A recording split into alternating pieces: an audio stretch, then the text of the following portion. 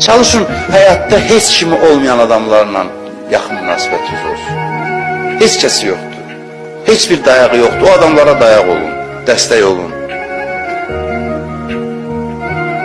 Həzrət Əlinin özü barəsində Qədr gecəsində həmişə danışırıq. Həzrət Əlini dəfn eləyib qayıdırlar İmam Həsən, İmam Hüseyn əleyhissalam.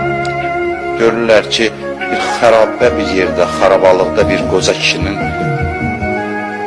ağlamaq səsi gəlir. Sızıldıya sızıldıya deyir, Həbibi, Həbibi, hanı mənim istədiyim, istəyim, sevdiyim adam. Bir görürlər bu qoca kişi ağlayır, yaxınlaşırlar, görürlər cüzam xəstəsidir, dəri xəstəsidir.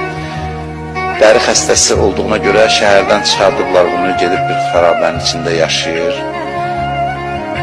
Deyirlər, sən niyə görə belə narahatsan, niyə görə? Deyir, mən, yaxınlarım da mən tərk edir. Amma bir ağa var idi, hər gün mənə baş çəkir.